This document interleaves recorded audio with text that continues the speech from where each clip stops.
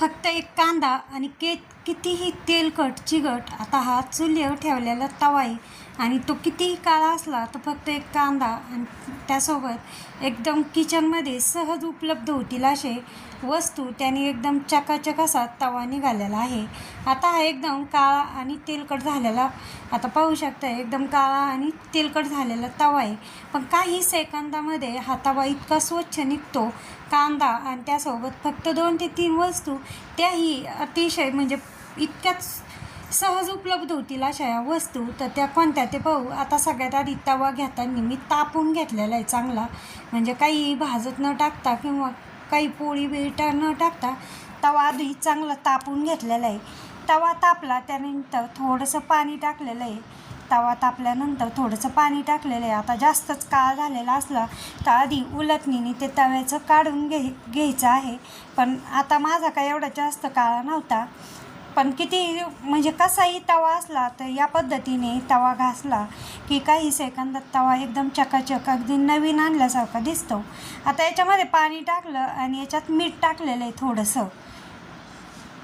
आता मिठाने काय होतं तेही पाहू. आता हे जे पाणी टाकलेलं आहे ते सगळं आटून द्यायचं आहे, पण त्याआधी आपल्याला या 2 ते 3 वस्तू टाकून घ्यायच्या आहे. आता काय केलं आहे मी, 1 चिमूट सोडा टाकलेला आहे याच्यामध्ये आणि थोडीशी कपडे धुण्याचा पावडर, फक्त एवढे 3च साहित्य टाकले. आणि आता कांदा जो आहे तो मी निम्मा असा कापून घेतलेला आहे. मधोमध डोसे किंवा उत्तापे बनवण्यासाठी ज्यावेळेस आपण तवा असा कांदा कापतो त्याने तेल लावतो ना, तेव्हा ते डोसे उत्तापेही अजिबात चिटकत नाही. तसंच हे कांदा जो आहे ना, या बाकीचं पाण्यामध्ये मी ज्या वस्तू टाकलेल्या आहे त्या कांद्याने सगळ्या तव्याला जिथं जिथं काळा झालेला आहे किंवा सगळ्या तव्याला हा कांदा असा लावून घ्यायचा आहे कांद्याने.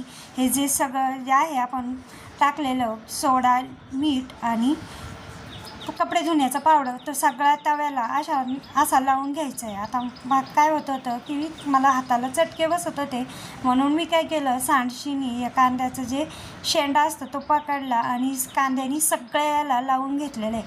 आता ज्या पद्धतीने आपलं डोसा चिटकत नाही ना, त्याच पद्धतीने कांदा आहे ना असं लावलं की जो काळपटपणा आहे तो पटकन निघण्यास मदत होती.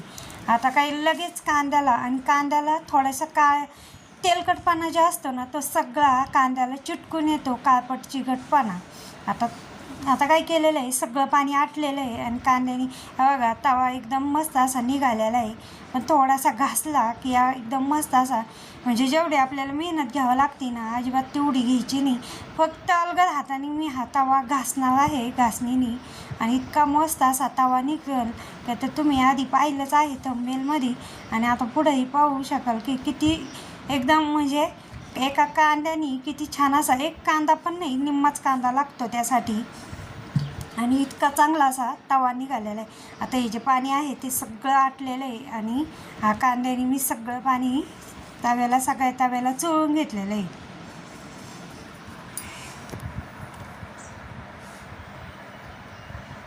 आणि आता थोडासा तो म्हणजे कडानी तर सगळाच निघालेला आहे, फक्त मध्ये जो तवा आहे तो थोडासा असा काळपट दिसत आहे, पण तो सुद्धा आता हळूहळू निघाल. मी जिथं तवा थोडासा काळा आहे ना तिथं मी पुन्हा कांद्याने ते चोळून घेते.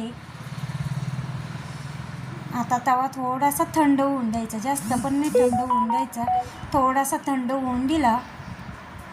आणि मग आता हा तवा जो आहे ना मी पुन्हा एकदा कांदा चोळून घेते, कारण आता ते मिठाने आणि सोड्याने कडकपणा आलेला आहे, ते पाणी आटलेलं आहे ना मग त्याचा कडकपणा आलेला आहे. आणि थोडंसं मी कांद्याने पुन्हा चोळलं आणि घासणीने फक्त मी असं एकाच हाताने घासलेलं आहे आणि एका हातामध्ये मोबाईल होता, एकाच हाताने सहज घासलेलं आहे. अशा पद्धतीने मी सहज घासलेलं आहे आणि इतका छान असा तवा निघाला. फक्त मी काही सेकंद तवा घासलेला आहे.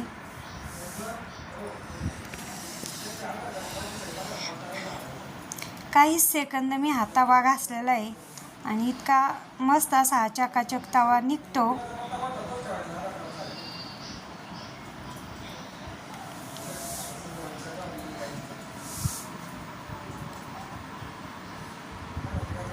सगळा तवा असा निघालेला आहे. आणि आता मी हे स्वच्छ पाण्याने धुवून घेते. बघा इतका मस्त असा कुणी म्हणा नवाच तवा आणला, एवढा छान असा तवा निघालेला आहे. आणि असा तवा असला का स्वच्छ चपात्याही छान बनल्या जात्या, गॅस पण कमी लागतो.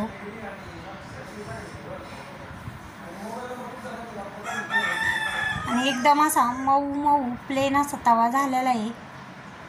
आता 2 ते 3 पाण्याने, कारण आपण जी कपडे धुण्याचा पावडर टाकला होता तो या तव्यावर पाण्यात आटलेला होता, म्हणून 1-2 पाण्याने मी चांगला हा स्वच्छ तवा धुवून काढलेला आहे. सगळं त्याच्यातलं जे साबणीचा जो अंश असतो म्हणजे नियमाचा तो सगळा काढून घेतलेला आहे.